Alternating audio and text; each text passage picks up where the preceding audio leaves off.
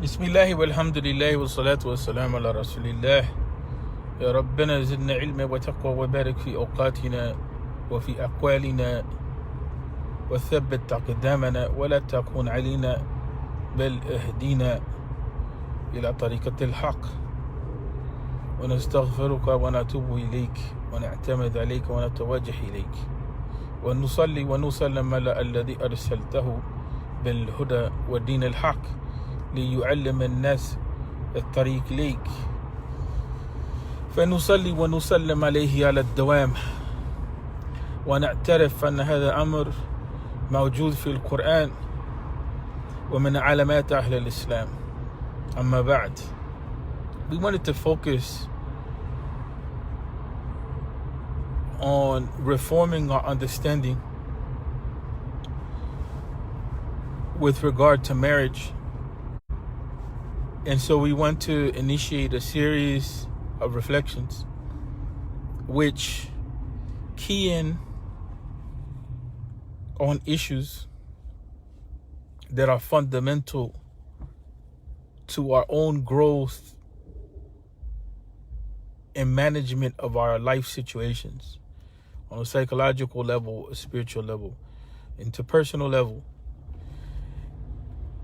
And the basis of these reflections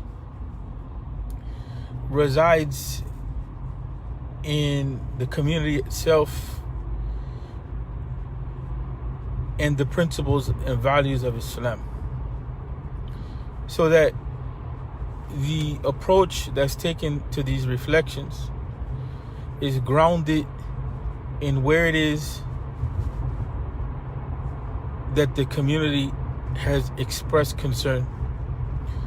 That knowledge has been attained by way of interacting with community members across the country, and listening, being involved in counseling sessions, talking to imams.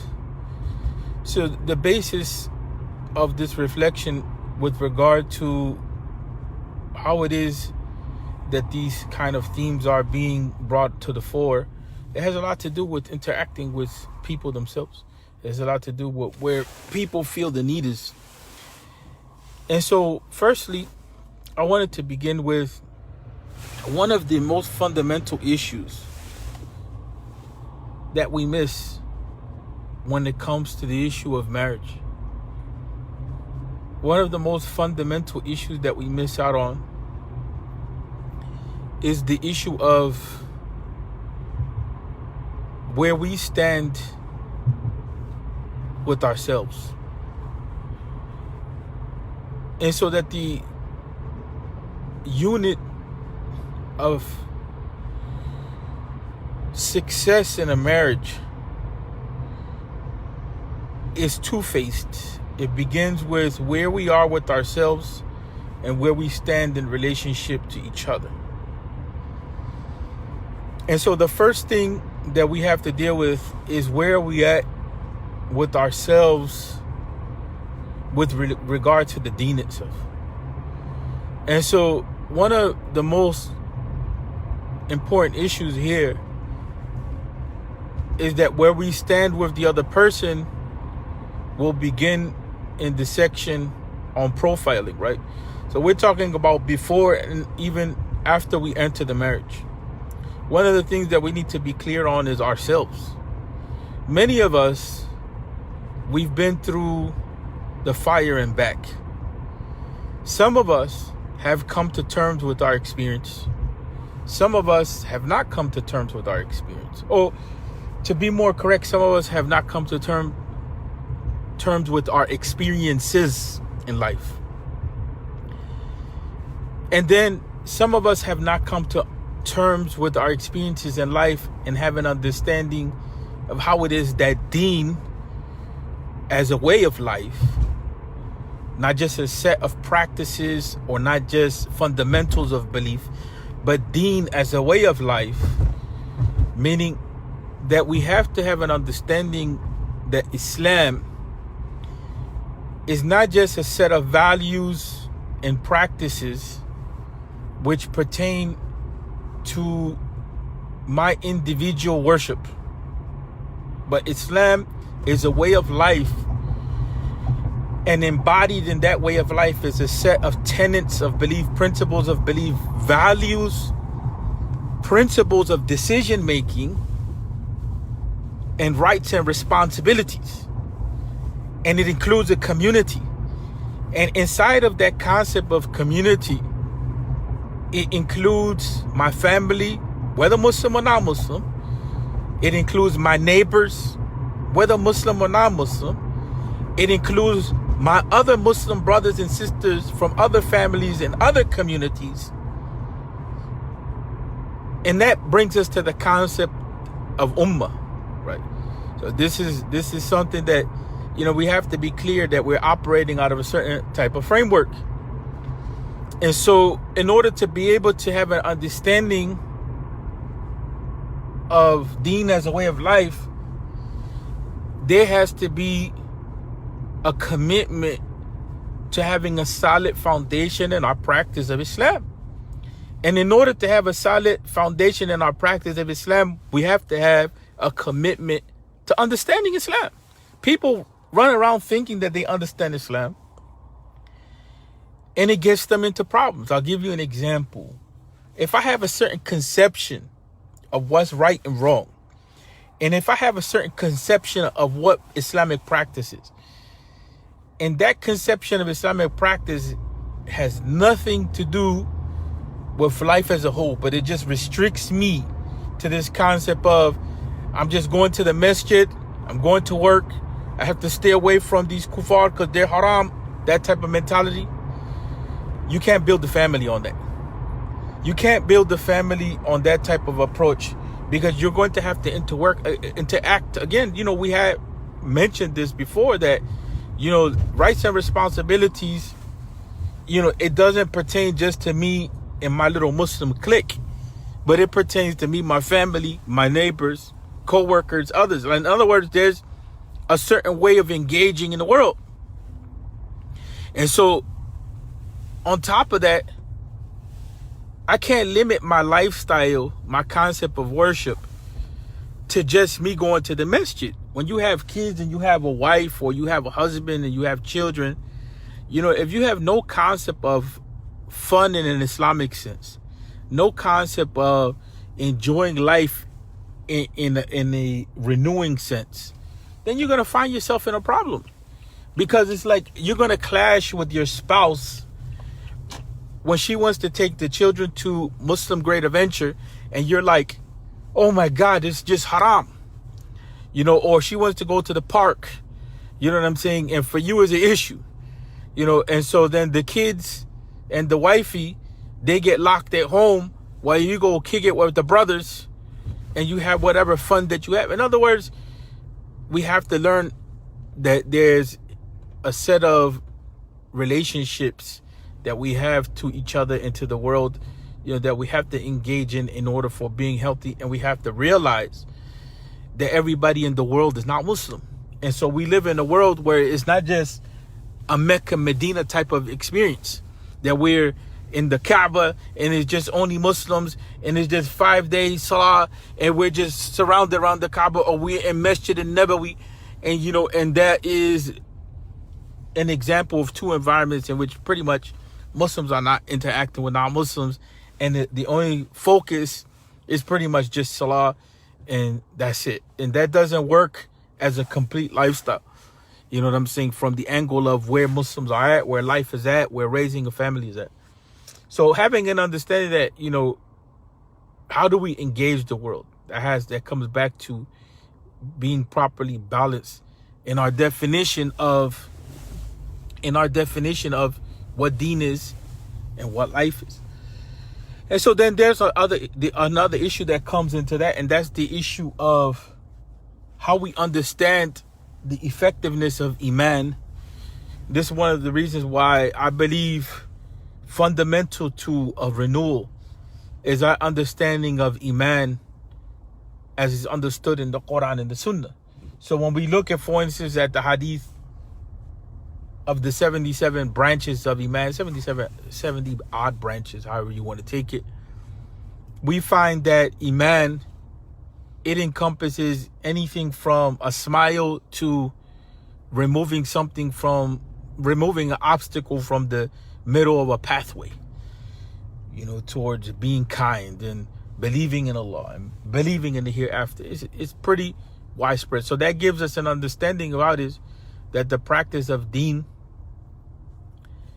it applies to all of life, to people, to character, to belief in the unseen. And then from there, you can go into your own more detailed issues. I don't want to get into that right now, but I'm saying in the overall framework, we should have an understanding that deen is more than just salah, or is more than just the basics in tawheed. And that it has to encompass the way that we're dealing with life. And in order to be functional in life, we have to have a solid understanding of deen, or else we'll come back to issues. We'll clash with each other in the marriage, because this one has a certain idea of what belief in Allah is. Like if one person believes, I'm a trust in Allah, and they just don't have a concept of exerting themselves, sometimes it's like that. Sometimes you don't have any other choices. Sometimes you're at your end's rope and you really don't see what's clear. And the other person is mentally not like that. The other person is like, well, we have to plan, we have to have a solution, we have to have a strategy, we have to make an effort. And you may just be in a situation where this is a crisis for me, and the only thing that I have is dua right now, and I'm just hoping Allah opens the door. Well, those are two different value sets. The other person says, yes, we trust in Allah, but we make an effort. And so, how you work that out Islamically, you have to understand that, there's room for both of those, as long as, there's effort being made. But there's sometimes where you feel the effort is done. You're done. Like, you have no other choice.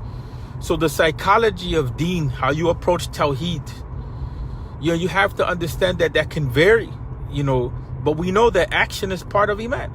So if you don't have a good, solid understanding of your deen, you're going to be throwing around the whole issue of qadr, or you're going to be throwing around the whole issue of, you're not making enough effort, and you're going to clash on Aqidah issues. And people do it all the time. People may say, well, this is simple and clear. No, it's not that simple and clear. People clash all the time. Sometimes people are depressed. They've made a lot of efforts in their lives, and they have come to what others would observe as failure, and they're depending upon Allah. They just don't have any other exit. They put in the effort, and they're burnt out, or they feel as though the doors have closed. And it's not an issue that they don't trust in Allah. It's the issue that that's a social reality for them where they're at. And the other person may feel some hope and aspiration and where they can maneuver and where they can go. But if as a couple, you haven't reached the point to understand your commitment in deen, and then your role in being a person that knows how to encourage others in their deen, right? Then it's just like your understanding of deen is going to clash. So you have to have a broad understanding of how to apply deen in different situations. And some people may say, wow, that's a lot to expect. No, it's not a lot to expect.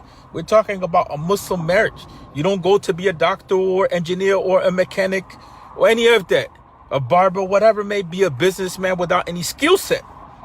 So Muslims are going into marriage without skill sets. And one of the most fundamental skill sets is that there's no foundation in the knowledge of Islam. We see this over and over again. People are going into marriage with not understanding what deen is, not having a solid foundation, or having a very narrow understanding of what deen is. And it becomes an imbalance. And this is how you get where you get one person, they're strict in certain practices of the deen, and the other person is just not feeling it because everything for that other person is haram. That's how they feel. They feel trapped in a situation where in the marriage, everything is haram. The other person may not have that understanding. So there's a lot of scenarios to build into that, but we have to have a mature understanding of deen. That's on the understanding level. And there's a lot to be said of that. A lot to be said in that, and having a mature understanding of deen. But then the other issue that comes into play is working through practice of the deen, right? Which is related to understanding. If you have a limited understanding, then your practice of the deen is going to be limited, and you're going to bring into the marriage a limited practice or an overly stringent practice, and we know that may not be right to impose on the marriage. يعني قضية الزهد متعلق بالشخص وحده. يعني that's something that we have to understand as a principle. If you want to do without certain things, and there's the realm of the halal is pretty wide. The realm of the halal is pretty wide. If we want to, deal with the halal and give up aspects of the halal, that's something that's personal. Like, the other person doesn't have to give up certain aspects of the halal. So, okay, as long as you respect and you understand it, that's cool. But when you make that as like it's a must to give up certain aspects of the halal, like this is deen. If you don't give this up, I'm giving it up. Your practice is not on point because you're not giving it up and I'm giving it up. That's not a solid practice of Islam. We know that when the companions, some of them didn't fast. The companions didn't blame each other. Like one group fasted, the other group didn't fast in this particular context. Right? So the Sahaba themselves, they understood the point of flexibility in practice. That's something that's very important. Sometimes we enjoy a certain type of conformity, which is really not healthy. And so that's what I mean by understanding the deen and understanding the parameters of operation, right? And practice. And that our practice is one that is informed by knowledge. And so then we have to understand that how do we practice the deen to develop ourselves in the marriage? There's another aspect of that. We're not going to get into that right now, but where do couples stand in their practice of the deen together? Right now, we're just really talking about the individual, a limitation in that which is halal. And the group may not agree to that. So you have to come to an agreement of how you're going to navigate in the realm of the halal. There may be a range of choices. Just because I pick one and you picked another, and that which is halal, you know what I'm saying? It doesn't necessarily mean that it has to lead to automatic conflict. And that's something that needs to be understood. So the knowledge of the deen should give us enough flexibility so that our practice can work in various situations based on knowledge, not based on desire, because you're going to need that in life. We live in a situation, time and place, where flexibility is needed because it's so we live in a time where change and pressure is so much that you have to learn how to navigate in imperfect circumstances. So that's the issue, the understanding of the deen, practice, and the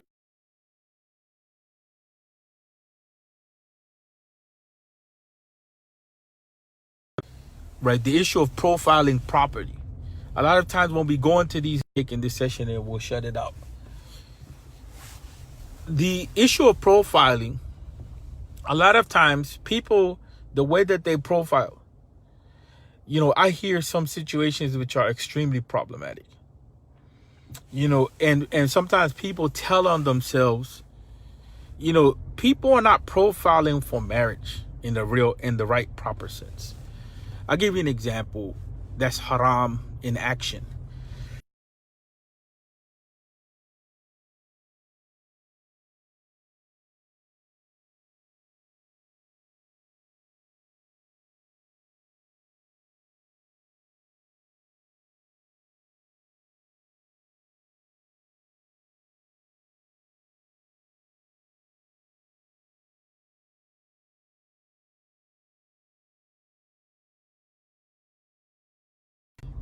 You know what I'm saying? You're profiling somebody to get married shouldn't be involving details of sex. That's not an appropriate profiling. And you find that people, and I've heard people tell on themselves and that are not looked at, like for instance, issues of mental health, issues of family history, issues of physical illness, issues of psychological temperament, issues of where, just basically the way that a person thinks. There's a lot of things to mapping personality to try to come to a point to achieve compatibility that are missing in the way that Muslims do the whole premarital experience. And then, after the same thing, like, after people get married, they take each other for granted. Like, they don't really learn about the person properly.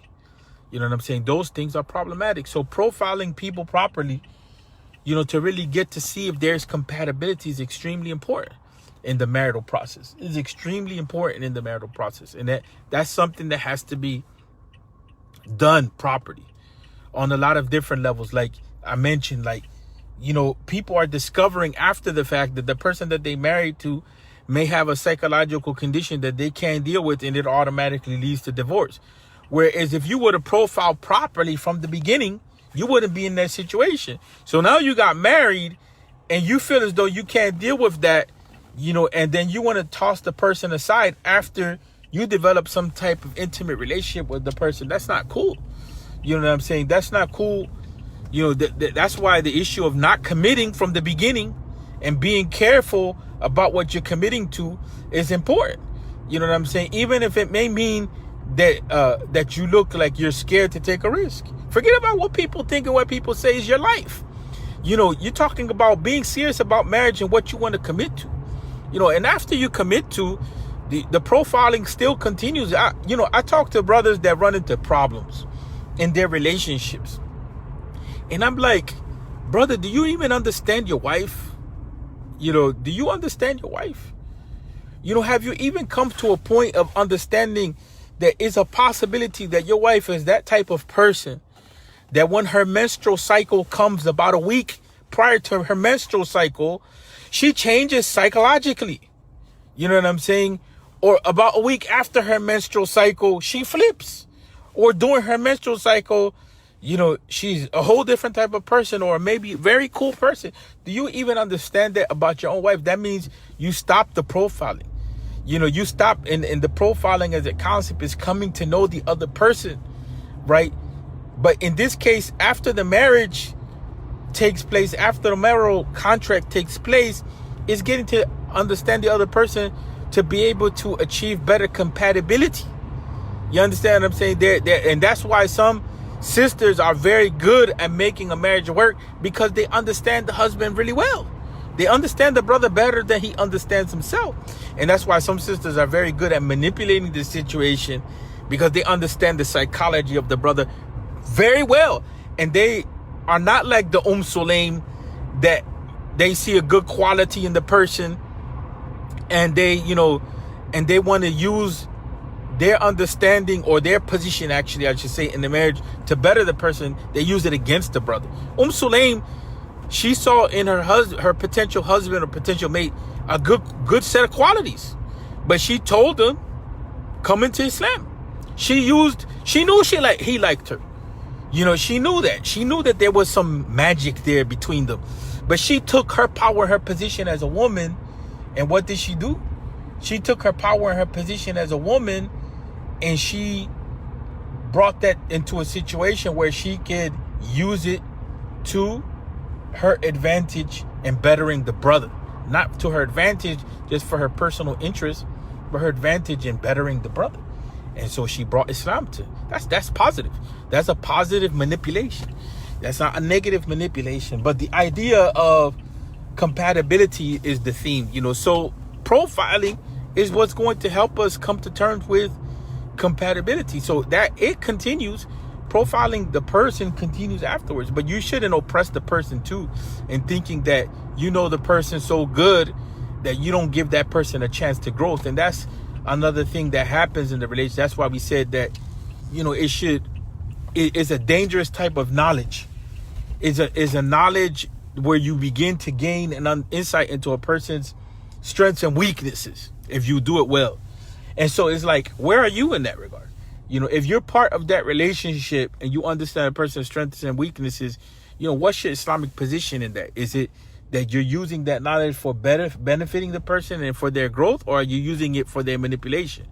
That's why we say, in some senses, knowledge is power, or really how you use knowledge, that is power. But the profiling issue, unfortunately, a lot of Muslims don't do that really well. And profiling is not just the issue of, there's something that is missing in a lot of these equations sometimes. And that is that, marriage is not just between you and an individual. Marriage is between you and an individual and the family. And so you have to really look at that dynamic. That's very personal as far as what you want to deal with. But in your profiling, you may have come to a conclusion. I can deal with this person. I can live with this person. But you may not be able to live with the interference of the family. You understand what I'm saying? There's situations and scenarios where you may achieve a good compatibility set with that person. But in order for you to live with that person, it will mean that you will have to marginalize the family. You may not want to do that, or you may want to do it. Depends upon, some people they're up for that. You know what I'm saying? I wouldn't do that.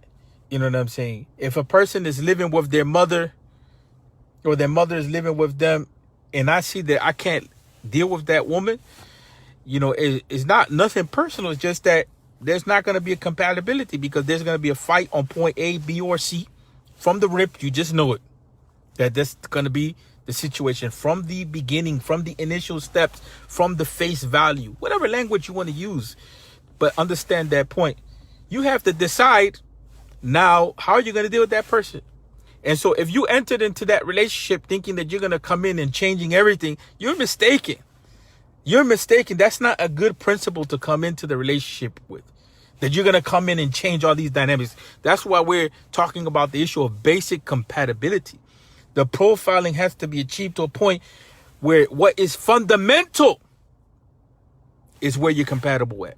Because you can't expect to change a person in everything. Like, somebody has to conform to your desires. Even their family. That their family has to conform to your desires. That's not going to work. Sure, everybody will.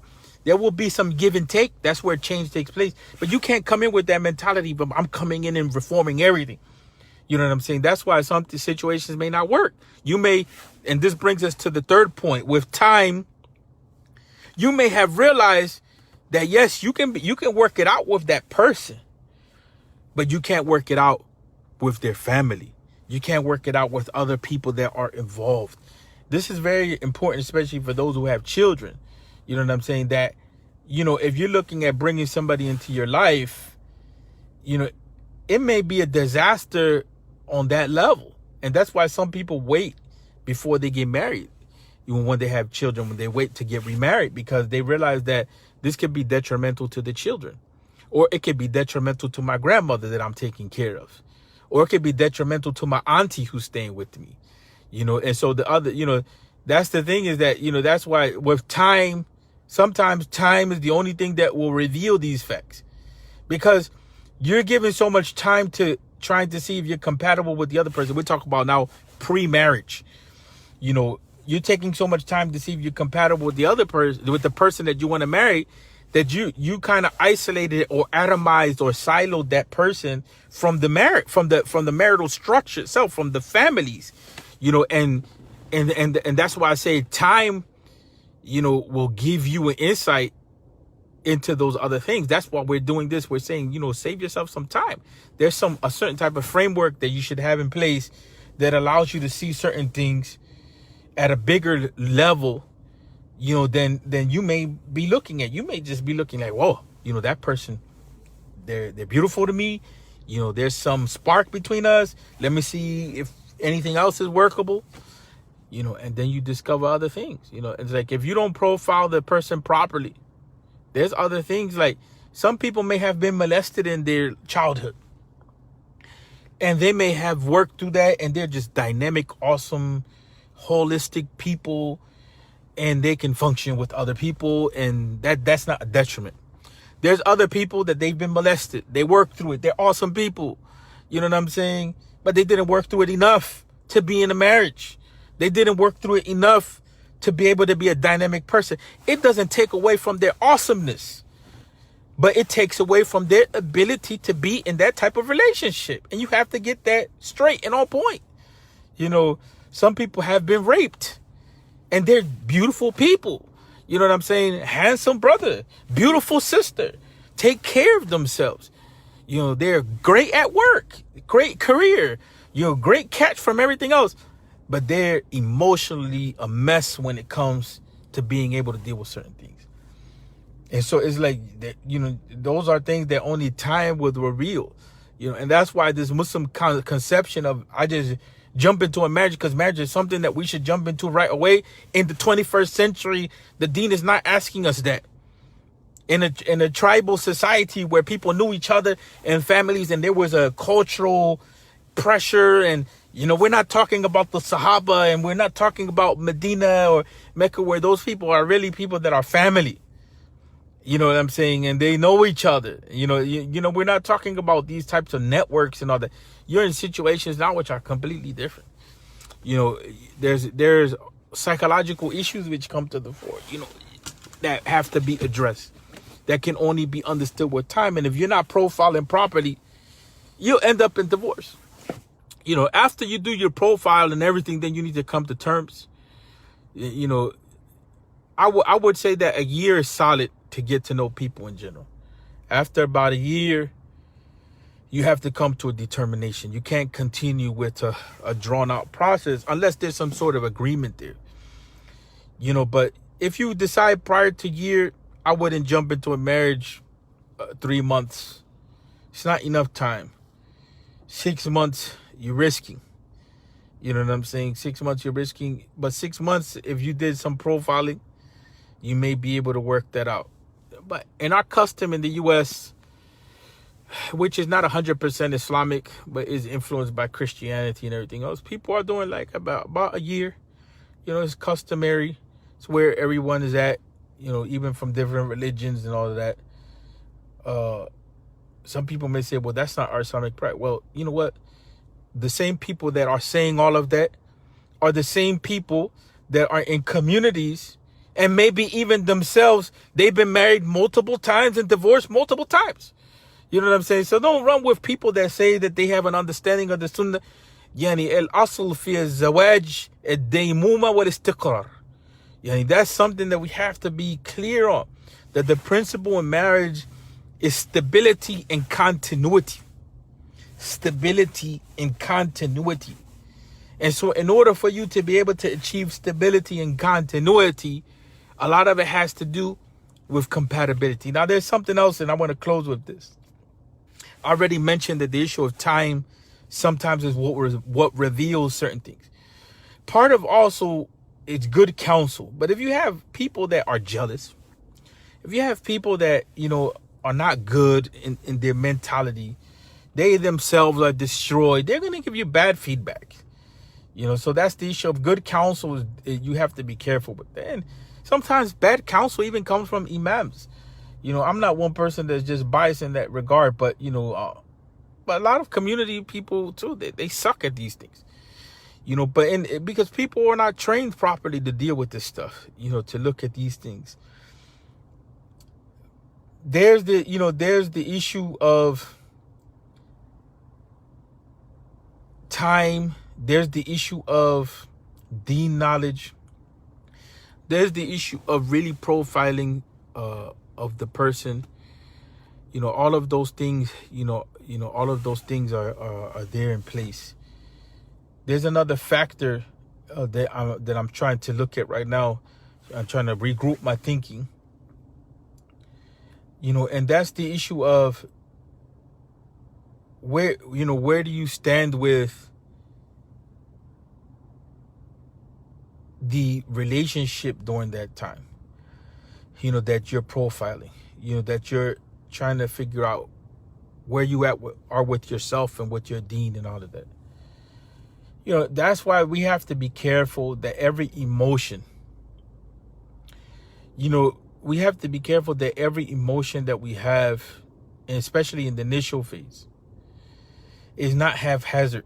And that doesn't mean that you control every emotion. That means that everything has to be in its proper place. That's why I said, you know, these discussions on sex and all of that, that's extremely problematic in my book. You know, and these are the same people that have rushed people into marriage You know what I'm saying? And I'm speaking of specific cases. You know, and they themselves don't have any continuity and they want to talk about the sunnah. If you've been divorced, no problem. But show me some continuity. Show me that you have the ability to have some continuity in a relationship. You know what I'm saying? That's important. People, they grow apart, they have issues, no problem. But people giving advice and then you're bringing in talking about sex as is part of compatibility, and you haven't showed any continuity at all in a relationship, and you want to enforce sunnah, and you want to bring an idea of here and there, that doesn't work when we talk about giving advice. That's detrimental, you know, when we're talking about giving advice. So we have to be careful. Certain feelings are not appropriate. Certain feelings are not appropriate, you know, in coming to kind of know one another. And that's why it's best to try to profile and you know, is best. And I realize, you know, that Muslims, a lot of us, we don't have these structures in place.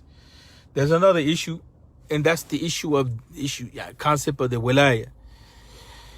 You know, and the concept of wilaya or the wali is one of the most messed up concepts in the minds of the Muslims, not in Islam. And that is that, you know, some of these cases of the wali, they themselves are not prepared in the deen. They themselves are not have a healthy conception of marriage. Some of them don't care. Some of them may be imams or this or that. Some of them don't care. And then there's an issue also that has to be brought to the fore. There's a conflict of interest policy. You know, if you're talking about prior to the marriage, there's a conflict of interest policy. And the conflict of interest is that the wali should not marry the person that is under their wilayah. It's not good. Because the idea of the wali goes back to someone in the family, right? Some people, they say, well, you know, the way that you talk on these Facebook lives, you know, you're all emotional. They're not. There's emotion, intellect. You know, there's logos and ethos and pathos. And all of that goes into the, you know, into actually the rhetoric of how we communicate. You know, it's unfortunate that in certain realms you can't express at all that level. It's very Eurocentric to think that there's conversation, even at a scientific level, that should be devoid of emotion. When we know that the best of science is when you have intuition. You know, that's the best of science comes with emotion. But that's a side point, you know. But I bring that emotion in for effect. You know, that there's a conflict of interest policy that we should have. It should be something that's universal. The idea of the wali in the marriage, usually it goes back to the father. And if the father is not involved, it goes back to the brothers or the uncles or someone in the familial structure that can stand in to talk about the best interest of the person. So what has happened with the idea of the wali in the context, let's just say the U.S., is that we have broken family structures. And no, it doesn't just pertain to converts. It's across the board. And so we have also people that may be within the family structure, that they may be derelicts of duty, and meaning that they don't fulfill the actual responsibility that they should be fulfilling within the idea of walaya. They don't care, you know, to the extent that they should, or they don't even have the knowledge. That's why we said when we go back to the issue of the deen, every practice of Islam within scope, right, within a particular scope, like for instance, the practice of salah, that has its own rulings. Like for instance, the practice of nikah or marriage, that has its own rulings. Like for instance, the practice of certain types of business transaction or business transaction, that has its own rulings. So this becomes like an area of study. So the idea of the walaya has its own rulings. The idea of marriage has its own rulings, right? Just like, you know, they separate marriage from divorce, because divorce now, it has its own set of rulings, right? But you know, the thing is that all of what I'm saying is looking forward to the possibility of divorce. How do you manage this? You know, how do you work through this? So the issue of walaya, that's an important principle to have. That, you know, that the wali should sign off publicly. You don't marry the person that you're the wali of. because now that becomes manipulative. You know what I'm saying? The idea, the father doesn't marry his daughter. The brother doesn't marry his sister. The uncle doesn't marry his niece. Keep the same ethic and spirit, because you're supposed to be looking for the best interest of the person when you're looking for the concept of wilaya. When you're operating out of the concept of wali, you're supposed to be looking for the best interest of the person, not your own sexual interests, right? And we would consider that the father looking at the daughter from a sexual perspective, Islamically, that's problematic, or even socially. And so, the wali should sign off on that, sign off on what? Sign off on the idea that I will respect, if you're not a relative and you stood in the role of the wali, I will respect the community. I will respect this person enough that me in this position of being a wali, I'm not looking to marry the person because I want to have their full interest. And neither am I looking to slide her off to my boy or to my nephew or niece or whatever. Then that becomes another conflict of interest, because then it becomes manipulative over the person, and the person may be, sliding off in a certain direction. The whole issue of my friend, my boy, that becomes, I don't know, things that have to be worked out, which we have not worked out. There has to be, how do you do that? Because the friend may be a friend of a friend, may be a good mate, or even the issue of, for instance, the nephew may be a good mate, but, then at that point, you have to be careful. You should be open about that and maybe step to the side. You should be open with that and step to the side. Like, okay, you know what? At this point, I can't continue to be your wali or something like that, because there's a conflict of interest. We don't have this stuff worked out. And I'm thinking about how you work some of this stuff out. This is not going to be completely in the fiqh books, because this level of breakdown in the family has not been there. So the idea of wilaya in this regard, and what I'm saying now in this context, it has not been there. And so then that's the issue, that, compatibility, and even post-marriage, it needs the idea of the wali, because you need somebody to bounce off when your marriage is not going straight. And so if the wali concept was only there for the moment of the aqd, or the contractual agreement, and then afterward, that's not the idea of wilaya. That's not the idea of wilaya. This stuff is some perverted deviation, miscooked or uncooked practice, that we have engaged in. And this is why, when we talk about reform, the institution of wilaya has to be thought. It has to be rethought, and it has to be established. It has never really been established. Not even a lot of times, even within families that have a father involved, or uncle or brother, not even in those contexts is the wilaya. Because, what you see, divorce takes place, and then you begin to see that these sisters, they don't have anybody advocating for them. And a lot of times people don't realize that the wilaya extends to a far off level, and so they don't have any protection. And you see that over and over again. You know what I'm saying? So, and then that opens up the door to, sisters being all over the place, and brothers doing whatever they want.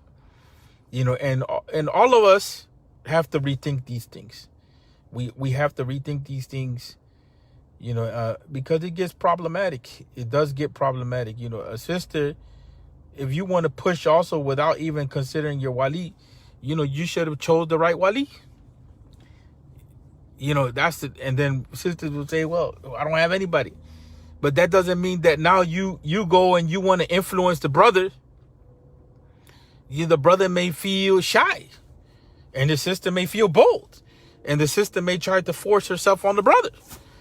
Whereas if a wali wasn't actually involved, the wali would stop that. And that's the reality. And some of these brothers, they claim to be walis, and they're not walis. They intervene when it's desires for themselves. They intervene based on their own personal agendas. They intervene not from the angle of what's in the interest of building an ummah, not from the angle of in the interest of building a family. That's from the maqasid. That's from the qawati' of the deen or of the sharia. That's from the objectives of the sharia, and those things are absolutes So we should be looking for each other's interests. We should be looking for each other's interests. And so we haven't reached these levels. That's the thing, is that because when it comes to our understanding of how we deal with these issues, is halal, haram, or is one hadith here on fada'il, and, is the fada'il of marriage. Your marriage is 50% of your deen. And it's not, don't get it twisted, because I'm not going against the hadith. It's like, I'm dealing with the attitude of the Muslim. Switch up. Your attitude is not Islam. Just because you quote a hadith or ayah of Quran doesn't mean that you embody Islam, so that if someone contradicts your understanding or your attitude, that they went against the deen. We're talking about the erroneous attitudes and errors and concepts that people have that go against the building of an ummah. Because like we said, al-asl fi nikah or aqd al-nikah, or ta'sis al-nikah, whatever you want to say, is daymuma wal istiqrar.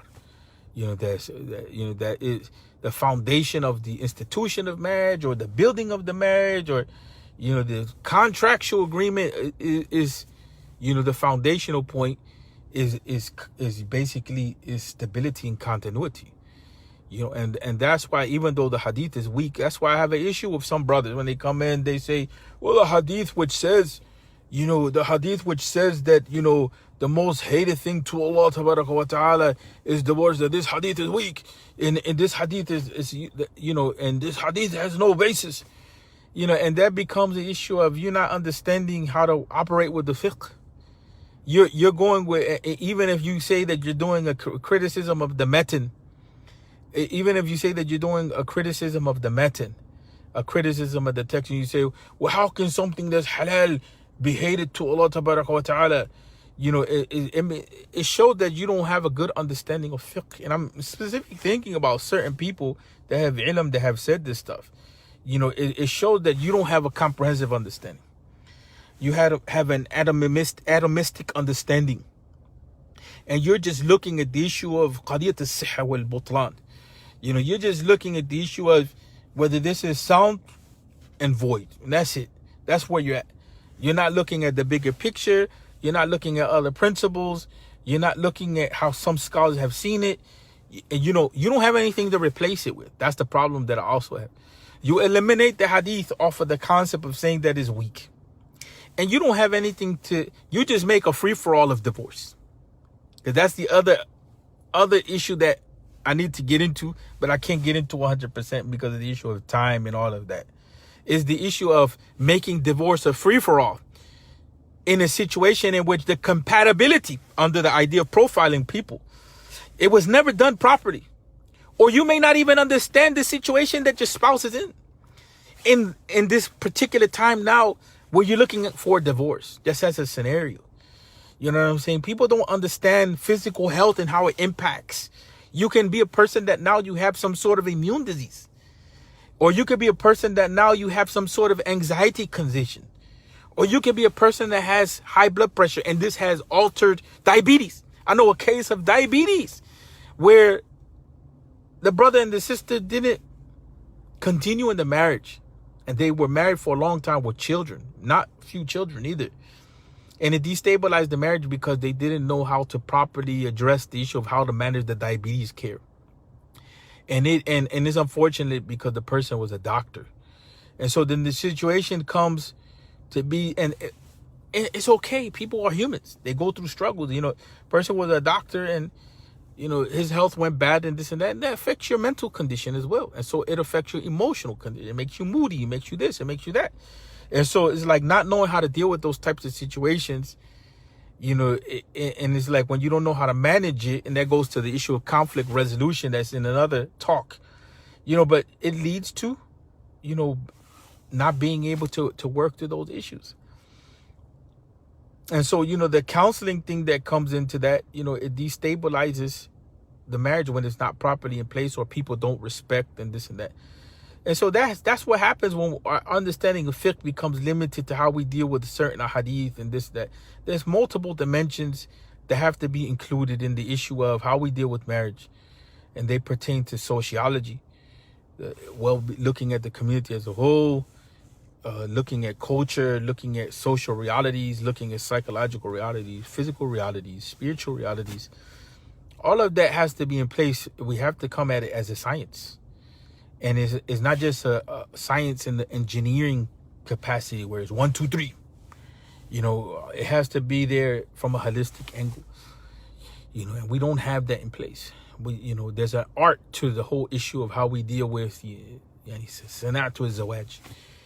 And lastly, I want to say this point and close, that our conception of marriage is romantic, whereas the conception of marriage overseas is contractual and duty-oriented, duty-bound. Somewhere along the line, we have to come to an amalgamation of the two philosophies of marriage. Primarily, Islam deals with the contractual side, as is in the fiqh books, but from the adab side, that's another thing that needs to be brought. From the adab side of marriage, when we look at the adab of marriage, like Imam al-Ghazali, rahmatullahi alayhi, he has a book on the adab of marriage. The adab of marriage is where you start talking about, is more than just the issue of right and wrong and duty, or my responsibility, my rights. We're stuck on the my rights side. And when those things falter, then some of us want a divorce. Or some of us are stuck on the romantic side, right? And so it's the missing element. And that's where it's unfortunate, because a lot of the stuff has to do with civilization and how we understand ourselves. Like, I was watching this beautiful short video. It was actually made in Iran, where an old couple, and that's why I love the cinematography from that angle, how they set it up. They pick an old couple, and I have it on my Facebook page. Pick the old couple in comparison to a young couple, to show that there's continuity in America. So the old man he has game. He has these lines of Hafid, the Persian poet, and he's just spitting game to his old wife, and you're like the flower and the beauty of my life, and she has game too. She's spitting back, and so it's like that's missing for a lot of people. The issue, that's the romance at that level, in that halal, beautiful level that's imbued with spirituality. Most marriages don't have that. Most marriages, a lot of times, is about duty when they have continuity. And there's the issue of adab, the issue of the adab of the relationship. All of those things have to come into place. They're missing. But, and so duty is in contract is how marriage is seen overseas. And if it's more fulfilled, if it has more of an understanding of Islamic civilization, all those other things come in, like the romance of it and the adab of it. But here in the U.S., it's about emotion. So it's romance. I'm talking in a general sense, even outside of the Muslim community. And the Muslims that grew up here, a lot of them have been influenced by that. And so the romance,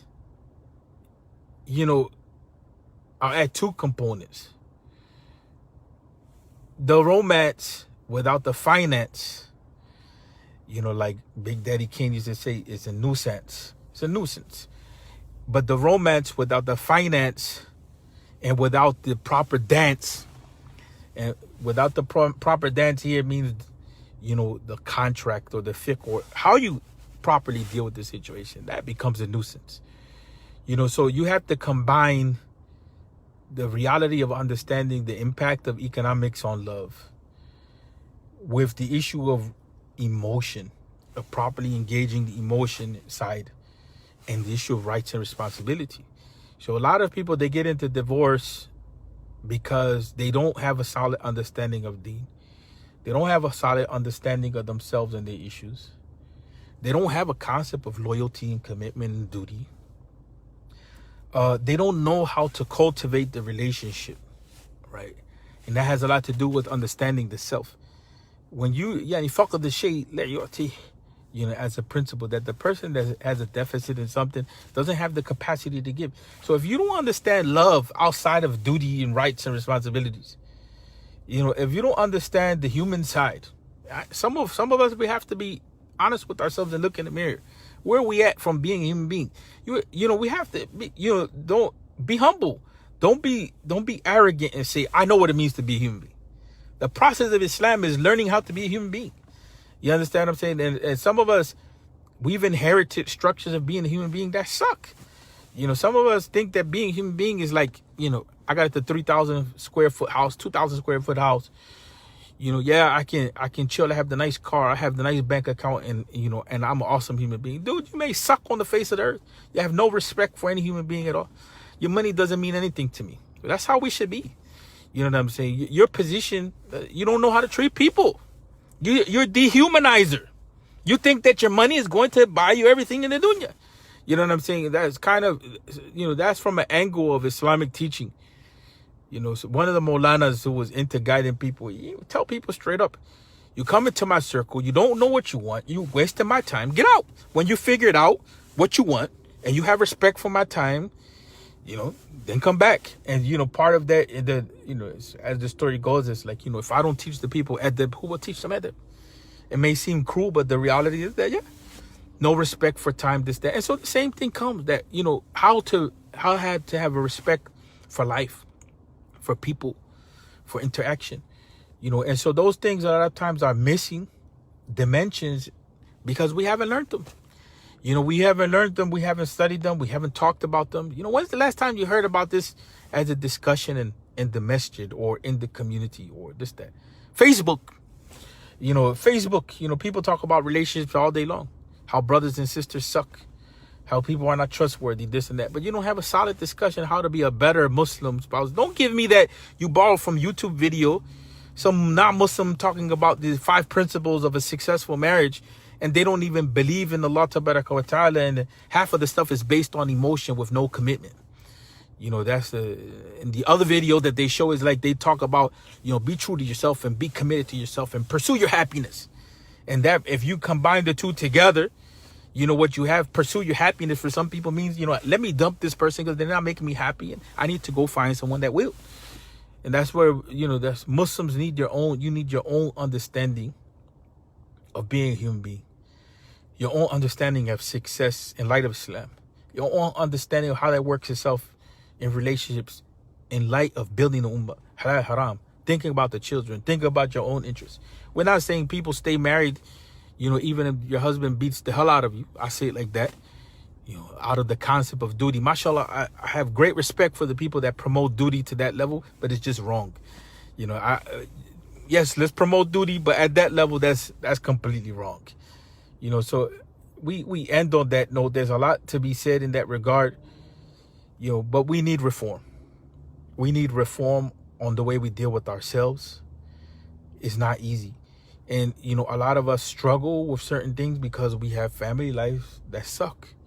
And I'm not just talking about marriages. I'm talking about even dealing with our parents and our cousins and this, that, communities that suck, are toxic. And that brings us to the point of that foundational issue, the deen and understanding ourselves. Profiling is not just is not just the compatibility with other people and understanding them, but it's also understanding ourselves, and are we even compatible with ourselves?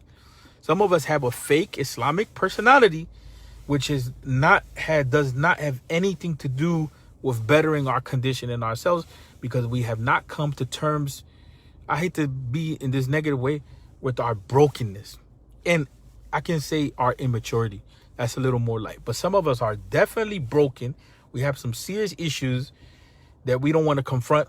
Dark holes that, that when certain situations emerge, it takes away the scab and that darkness comes out. Those demons come out, and they may not be your demons. They may be demons that other people injected into your life. People did some horrible things to people, and they left them with demons, in the sense that they have to deal with these dark, I don't mean in the sense like jinn and all that, but I mean in the sense that, these are things that I, have to deal with as a person. You have to say that to yourself. Things I have to deal with as a person that are dark, and I am not responsible for that. You have to tell yourself, I am not responsible for someone being an evil person in my life. Right. But I have to learn how to be responsible for dealing with the tragedy of the aftermath of that person having come into my life. We have to talk like that to ourselves on a spiritual level, in order to kind of heal, because there's a lot of brokenness and our communities are not mature at the level to deal with these issues. multi-tiered levels. Some of these spiritual sheikhs, may Allah bless them for their goodness of intention, but they don't have the reach. Their arms are too short to box with the situation.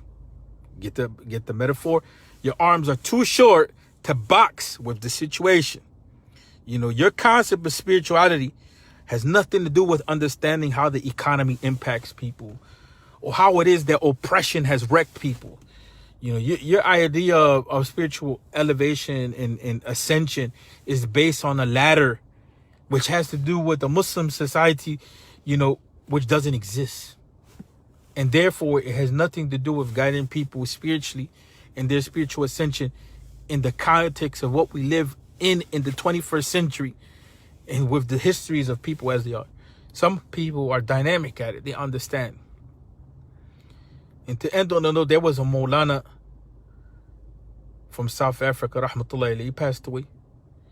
You know, most Rios Shaikh that I've seen, he would talk about spiritual elevation and cultivation and just be straight up and just bring up the whole issue of, for whatever they were encountering, gangs or drugs or pornography and, you know, just madness, and just bring, that was within the context of spiritual growth, brings that to the table, you know, under the context of a nafs al-ammara bisu, you know, the self that enjoins evil, of having an understanding of how that plays itself out. And so there's a lot of things that need reform. I went way over where I wanted to go. I appreciate everyone that's supportive, you know, but these things we need to demand that they be in the conversation. And we need some action items. You know, we need a definite reformation of the concept of the wali. And we need a definite reformation of how Muslims are going about this pre-marriage, after marriage. You can't exist in Islam without ilm, without knowledge. And that knowledge has to be sound. It's not just an issue of authentic hadith. It has to be sound in its application, how you learn how to apply it. You know, and Assalamu alaikum wa rahmatullahi wa barakatuh. Wa alaikum salam wa rahmatullahi wa barakatuh.